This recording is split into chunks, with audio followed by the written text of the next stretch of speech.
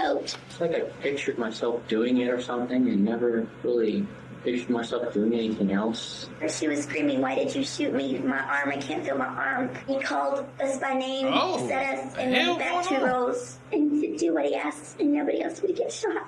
I was going to be the hostage and come over, I'm going to put the gun in your mouth. There was a guy in the first row, and he got up and was holding his chest and walked clear across the room and finally fell. In Moses Lake, Washington, on February 2, 1996, a 14-year-old student barged into his classroom fully armed, opening fire on his teacher and several students before holding his remaining classmates hostage. In the aftermath, the shooter's eerie resemblance to a fictional killer sparked a chilling question. Was this a calculated act of revenge, or a twisted attempt to bring a deadly fantasy to life? It didn't seem like he had any real reason of doing this besides just to do something. He kept saying this is a lot better than algebra. The following report is based on official police records, and the footage has never been seen before until now. On the afternoon of February 2, 1996, detectives with the Moses Lake Police Department arrive at Frontier Junior High School, where a vicious attack played out just a few hours earlier in Mrs. Kyrus's algebra class. Frontier Junior High.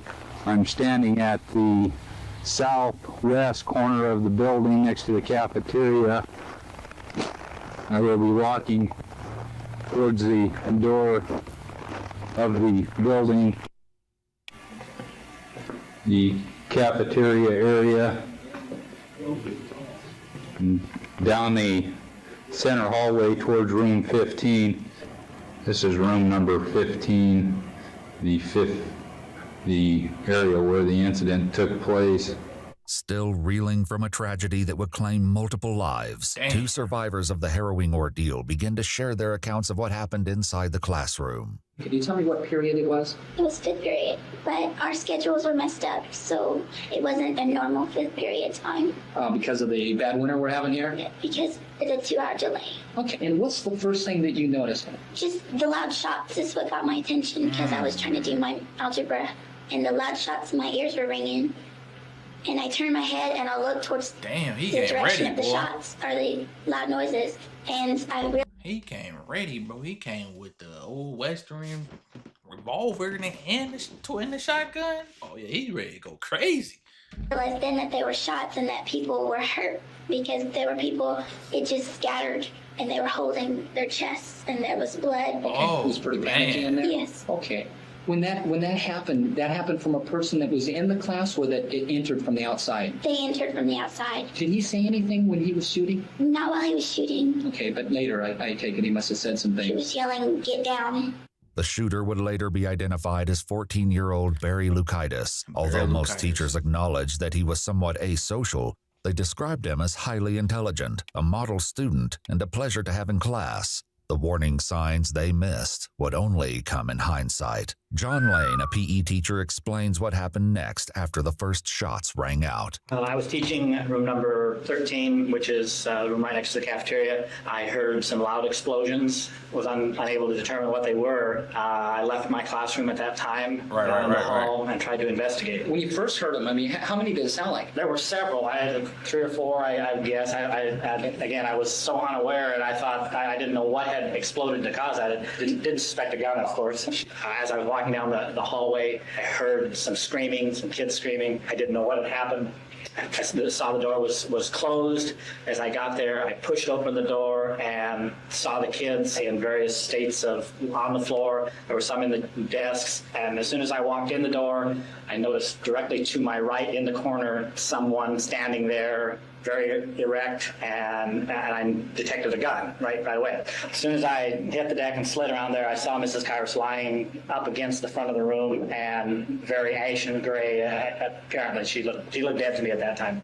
The classroom's teacher, 49-year-old Leona Lee Kyrus, still grasped a marker and eraser in each hand as she lay unmoving on the floor. Several students were also shot, but Mr. Lane had yet to realize how many or how badly they were injured when he dove behind the teacher's desk for cover. What was he doing at that time? He was standing there with the gun, and like I say, I didn't take too long to look at it, but I just noticed that there was a gun and there was someone standing there. He was dressed in dark colors. He was wearing a black cowboy hat, black jeans, a black shirt, a black coat, It was a real long duster coat, black boots. Dressed all in black? Yes. A witness would later describe seeing Barry as he walked toward the school earlier that morning, his black attire a sharp contrast to the white snow. He described him as a tin soldier, walking with stiff legs and keeping his arms tight to his body. Just 3 days before the attack, his mother was with him as he purchased the long trench coat that would later conceal the guns he carried. Could you see him with a gun? Yes. Okay. And realizing that, and maybe I'm wrong here, that you're probably not real familiar with guns, was this a long firearm? Was this a short firearm? It was a rifle. I've been hunting. Okay. Then, and I apologize for that. Intelligence. That's great. It was a rifle. Yes. How many times did he shoot? Do you know? Mrs. Carter. He shot Mrs. Carter's once. One time. He shot as many times as he hit. Like, I felt like he had shot before. He's handled a gun before. Barry entered the classroom that day fully armed with his father's guns, a lever-action rifle and 2 holstered handguns, including a revolver and semi-automatic pistol. These are the 2 holsters and the boots taken from the suspect. The shells in the gun belt by the desk. One student later compared his holsters to those worn by the protagonist in the film Natural Born Killers. Witnesses claimed it was one of Barry's favorite movies, with one recalling him saying it would be fun to go on a killing spree and get... So he wanted to play that out. That was his favorite movie. He trying to recreate that. And that's crazy, bro. Like, just imagine you chilling, classroom doing your homework, then you just hear, boom! You look, teacher hit the deck. More shots go off. Your classmates hit the deck. Like, you know how crazy and scary that is, bro? Like, the teacher said he heard it from the other room. He left his class to go see what happened. He walk in, he sees dude holding a gun. Like, bro, I wonder if this happened before the Columbine happened. Maybe because they probably, I don't know. But they probably didn't have, procedures back then. After the Columbine happened, that's when they started doing, the school shooter, the what's the name for, for active shooters. That's when they made all schools do that, to be prepared for that. But that's crazy, bro. Get away with it, just like the characters in the movie. This unsettling connection to fictional killers would only deepen as investigators uncovered more details in the wake of the tragedy. The guns laying on the desk. The first one appears to be a large caliber revolver. Correction, a large revolver, unknown caliber at this point. 4 days before the shooting, classmates recalled Barry asking if he could buy shotgun shells. When asked why, he eerily replied they would find out later. He told another classmate the shells were needed to kill 15 to 20 objects the size of a dog. He also questioned the power of a rifle compared to a shotgun. 30-30 with a wire around the chamber. Okay, can you show me the side of that, Paul? Is there a insignia on there? There it is. It's a Winchester Model 94. Yeah, just... As Barry's classmate continued to recount her terror, she explained that Barry was no longer shooting, but still held the rifle in hand as Mr. Lane began talking to him. He was asking, why did you do this and what does he want and does he want to talk about it, and for him to put the gun down and, just trying to persuade him that this was not the right thing to do. Where were you? Were you on the floor? Yes. Okay. And there must have, was there other people on the floor at that time? Everyone was on the floor. Okay. There was a guy in the first row and he got up and was holding his chest and walked clear across the room. He must have got hit in the chest. Could you see the suspect or Mr. Lane? Yes, I was behind the chair and there's slip in the chair, and from where I was sitting, I could see his face. He kept looking at him. The suspect did? Okay. What was the suspect saying to Mr. Lane or to the rest of the class, if you know? To be quiet and to do what he asked, and nobody else would get shot. Hey. Meanwhile, reports of shots fired at the junior high school reached local authorities, who urgently made their way to the scene. Inside the classroom, Barry began making demands. He kept saying, Mr. Lane, stand up. I'm not going to hurt anybody. Stand up. I'm not going to shoot anybody else. He did say at one time, if you don't stand up, I'm going to shoot somebody, though. He did say that. Was that directed at you? Yes. He said if I wouldn't stand up, he was going to shoot one of the students. He said that one time. Did you in fact stand up? I kept telling him I was too afraid to stand up, and I just couldn't do it. I just wasn't able to. During one time when I was laying down, the gun did go off one time, and he said, oh, that's an accident. According to witnesses, the stray bullet struck the ceiling, and Barry apologized to the class. These are possibly of rounds which appear to be in the ceiling area. Teachers and students would recall a change in Barry in the months preceding the attack. He became more withdrawn, unfriendly, and had notable changes in his handwriting. One teacher said it seemed as though something was bothering him. Many of Barry's drawings and poems took on dark themes of murder and death. He began making alarming comments to people who would walk by, such as, "They don't deserve to live." Just 2 weeks before the shooting, a student overheard Barry say he would kill someone if they deserved it. Whether Barry deliberately chose his victims remained to be seen, but soon in the interrogation room, he would provide his own answer to this haunting question. For now, Mr. Lane continued his account of what happened next. I finally felt that I had to stand up and make something happen. He kept reassuring me that he wasn't going to shoot anybody, and wasn't going to shoot me, and it wasn't going to hurt anybody. What did he want at that point? I didn't. He said several times that he was going to explain later on why he was there and why he did what he did, but he didn't explain why he had done what he had done. As soon as I got up, we tried to get him to lay the gun down. He wouldn't do that, and at that time, I tried to direct his attention and my attention to the kids that were injured, and kind of surveying the scene. There was one student that was down, apparently dead. There was another student who kept saying that they were hurt. I'm going to pass out. I'm going to faint. The girl, she was hurt. She was screaming, "Why did you shoot me? My arm, I can't feel my arm." And she said, "Can I go? You let me go get an ambulance." And he let her go. And there was another girl. She had diabetes or something. She had some kind of illness. She let her go. As an officer finally arrived, he passed the shooting victim in the hallway, later identified as 13-year-old Natalie Hintz, telling her to run to the office where an ambulance would meet her. The girl who claimed to be struggling with diabetic issues came out next, and he urged her to get behind him. Mr. Kyrus, the school principal, attempted to enter his wife's classroom, but was stopped as the officer explained he would only endanger the lives of the students inside. The officer called for more backup as the hostage situation inside the classroom grew more dire. Did you remove? And the reason I'm asking, John, is that the breezeway there's an amount of blood that's outside the classroom. You helped the female with the hurt arm, and another person who apparently was not shot but had some diabetic problems was allowed to leave. Anybody else? And there was one other, and this was the student who, and I don't know who it was laying over in the far corner of the room away from Barry. Having real difficulty breathing. The one that walked across the room, he was laying on the floor and he was breathing. I mean, he'd take a really deep breath like every minute or so. I mean, it was a pretty long between. He was like groaning and he was not responsive. So Mr. Lane helped get him out? Mr. Lane and 2 other students. And did Mr. Lane have to ask permission for that? Yes. And that permission was granted by the suspect? Not at first, no. Okay. They asked if they could get him out, and the suspect, Barry, he asked, how close to death was he? And they said, pretty close. And at first he said, just let him lay there and die. Damn. Mr. Lane kept persuading, they kept saying, please let us get this child out. He needs help. And then he finally let him go. I went back there and he was laying in quite a pool of blood. I couldn't handle it by himself, so Barry let me take another student, try to help him. Still couldn't get out with another student, so we got a third student, and finally we were able to get that victim out.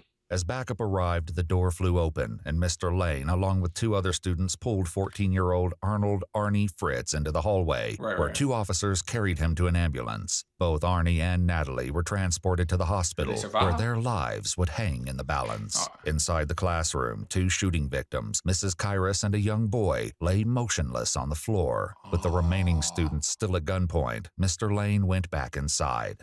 What is the suspect doing at this point? Just standing in the corner, and what he said he was going to do, he was going to try to organize the room and get things done his way, and I guess let things progress kind of. And at that time, this time of the incident, one of the police officers started hollering at him and called him by name and tried to get Barry to talk to him. And the basic response from Barry was, I'll talk to you in 10 minutes after I've organized things, and then I'll let you know what's going on. What was he organizing, John? Well, what he did, he had some of the kids move to the back of the classroom and sit in chairs in the back of the classroom. Okay. We were all scattered around the room, and he called us by name and set us in the back 2 rows, going long ways across the back of the classroom. One student would later tell investigators it seemed as though Barry was setting up a shooting gallery. As he continued calling their names, the police attempted to call Barry from the classroom phone. In response, he held it above his head and smashed it on the ground. With the phone broken, they tried other methods to reach Barry, but this only seemed to aggravate him further.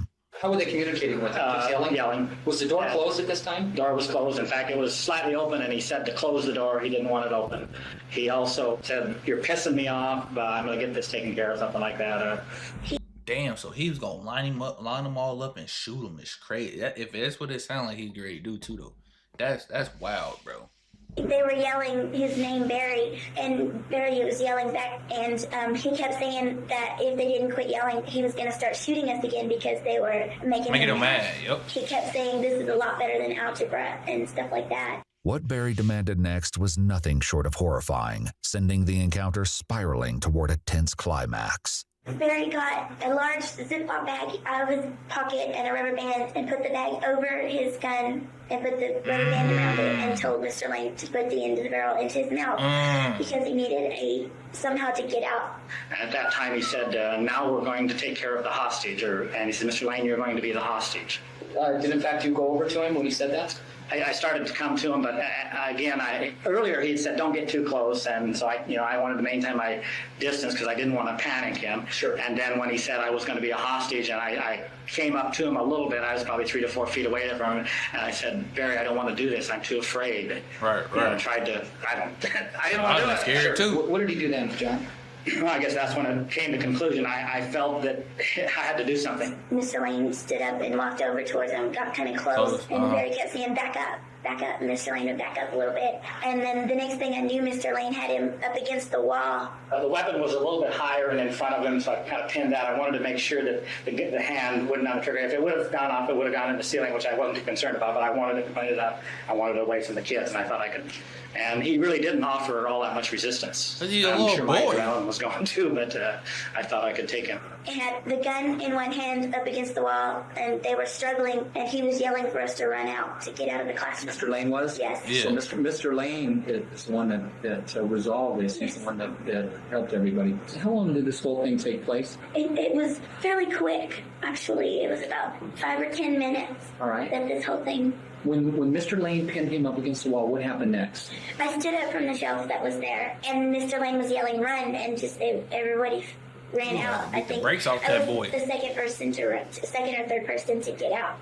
Students began pouring out of the classroom, and 4 officers rushed inside to witness the struggle between Mr. Lane and Barry over possession of the rifle. They quickly jumped in to help, disarming the suspect. With Barry finally in custody, they would soon be able to question the killer himself. Damn. As he was taken away, one officer raced to aid Mrs. Kyrus and the other fallen student, but he noted in his report that it was clear any efforts to resuscitate them would be useless. Before they turned to Barry, Mr. Lane and the young classmate shared their final thoughts.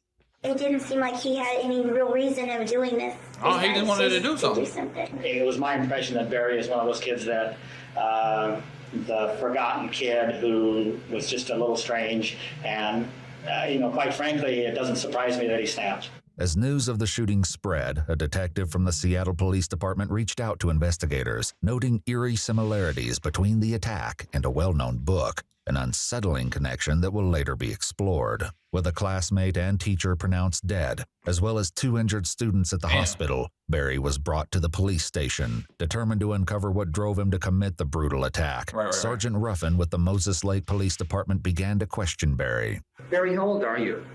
14. Okay, so He was 14 have you ever when been he in any did that? trouble before at all? For anything, just anything minor? I got detention once when I was a Just minor stuff. Barry, I tell you what I'd like to do is that Have my parents been notified? Barry, I don't know. I'm not sure who your parents are. Have you called them?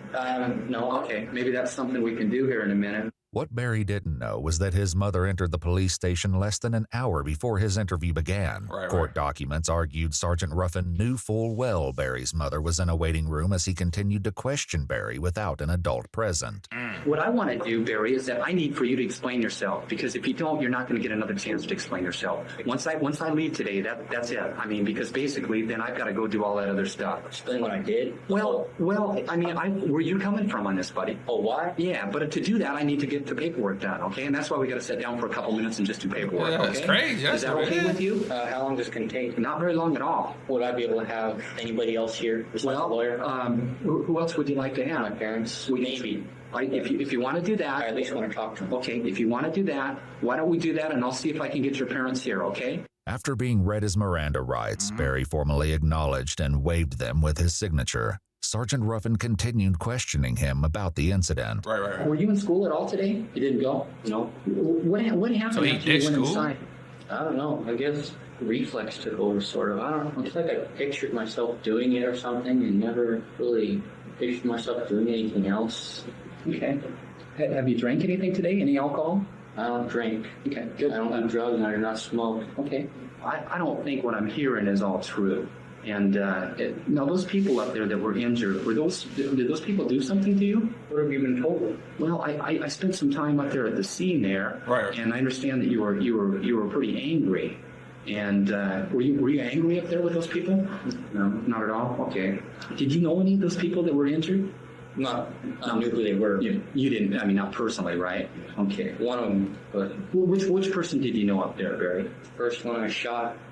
Barry's first victim was the male student who died at the scene, 14-year-old Manuel Vela Jr. According to witnesses, Manuel had teased him in the past, calling him names. This prompted threats from Barry, who was overheard whispering, "Do you treasure your life?" One classmate once heard Barry say, "Someday people are going to regret teasing me." It's important to note that these claims come from witness accounts, but there is no verifiable evidence to support that Manuel ever teased Barry. Right. Did you know the teacher? That's your class, right? I didn't know her personally, but yeah. Okay, is she your math teacher? I'm sorry, is that a yes? Yeah. Yes. And do you know her name for me? Not her first name. Okay, her last name by chance? Kairos. Okay. Mrs. Kairos. Did Mrs. Kairos do anything to you? No. However, witness statements suggest he may have harbored negative feelings for his teacher. Weeks before the shooting, Barry supposedly complained about her teaching methods, with one teacher saying the two had a personality conflict. One witness stated Mrs. Kairos gave him detention a week before the incident, after Barry put paper in the classroom heater. Another recalled Barry stating he wanted to kill Mrs. Kairos because she told him he had a wrong answer in class. Okay, now the other people that got hit, were those accidentals, or were you trying to hit them? Or that was just kind of crazy then? That was kind of crazy. It might have been deliberate. So the only two deliberate ones I believe it was deliberate. The only two positively deliberate ones would be The only positive deliberate one would be me. A search warrant was executed on Barry's house in the days following the attack. In his room, they find the book earlier mentioned by the Seattle detective. The novel, titled Rage, was published in 1977 by Stephen King under the pseudonym Richard Bachman. In a twisted parallel to real-life events, the book tells the story of a student who fatally shoots his algebra teacher, taking his classmates hostage and threatening to kill them should they fail to comply with his demands. According to the Stephen King website, the book was later removed from print due to the sensitive nature of its content. Another notable book among Barry's collection is Gunslinger, the first volume in the Dark Tower series. The novel contains Western themes, with the main protagonist often depicted as wearing a trench coat and cowboy hat, wielding guns similar to those Barry used during his attack. Though Barry never admitted in his interview whether he drew inspiration from his favorite movies or books, his actions and the eerie parallels to the fictional killers are impossible to ignore. I need to ask. What am I going to do after I'm out of here? Are they going to go back to the cell or what? Or they need to ask me some more questions? Well, I think if you and I can clear this up, I mean, why is there somebody in particular you wanted to do or somebody you want to talk to? Well, I would kind of at least let my parents know what's going on, but I don't know if I want them here. And I'm sure they know what's going on. And I give you my promise on the deal here. If you want your parents here right now, I will get your parents. Yeah, I know. Okay, I don't. All right. At this point in the interview, Sergeant Ruffin was interrupted by another officer and briefly left the room. When he returned, he had news to share with Barry. Barry, we have a little technicality here, and here's what this is that your mom apparently, and I haven't seen your mom, I don't even know if your mom's here, but apparently she called a lawyer, and the lawyer called down here, and the lawyer said that he wants me to stop talking to you. So what are your feelings about that? Well, I think it should be my business, but of course it's my mother. Okay, all right. So what I'm going to do is, out of honor, I guess, for your mother and also the lawyer at this time, I'm going to stop the statement. With that, the interview reached an end. An autopsy report would later determine that 49-year-old Leona Lee Kyrus and 14-year-old Manuel Vela Jr. each died from single gunshot wounds. That's crazy. As for the two victims who went to the hospital following the attack, 14-year-old Arnold Arnie Fritz died shortly after his arrival. 13-year-old Natalie Hintz ultimately survived after undergoing extensive surgery and nearly losing her arm. Barry was arrested and booked into the Grant County Youth Center. A motion was filed for a psychological evaluation to determine whether or not mental illness played a factor in the attack. It would later be revealed that during the winter months when Barry became noticeably withdrawn, his parents were experiencing marital issues, with his mother filing for divorce just 1 month before the attack. While multiple doctors agreed that Barry was experiencing depression, there was disagreement as to the extent. Barry's lawyers later filed a motion to suppress the statements made to Sergeant Ruffin during his interrogation, arguing that the sergeant had violated his rights. However, the trial court denied the motion, ruling that Washington law does not require parental consent when a juvenile waives their rights. From August 15th to September 24th, 1997, Barry Lukaitis stood trial in court as an adult and was found guilty of 2 counts of first-degree aggravated murder, 1 count of second-degree murder, 1 count of assault in the first degree, 1 count of assault in the second degree, and 16 counts of kidnapping, each with a firearm enhancement. He was ordered to serve 2 consecutive life sentences without the possibility of parole. According to news outlets, in 2017, due to the Supreme Court ruling of 2012 that juveniles younger than 16 cannot be sentenced to life without parole, Barry Lukaitis was resentenced to a total of 189 years in prison. We attempted to verify this information with the Grant County Court, and they were unsuccessful in locating his records. That was a crazy story, man. Like, this happened before the Columbine. I think that because I looked it up when I was watching it. Columbine happened in 1999, so they didn't have, procedures, to counteract this stuff. So that's crazy though. But that was a wild story, man. But I'll catch you on the next one though, y'all. Welcome to the channel. If y'all new here, man, hit that like and subscribe button, man. If y'all not new here, y'all know what's going on. If y'all can do me a favor, go check out my second channel, it's D.SHELTONTV. The link's in the description. Catch you on the next one.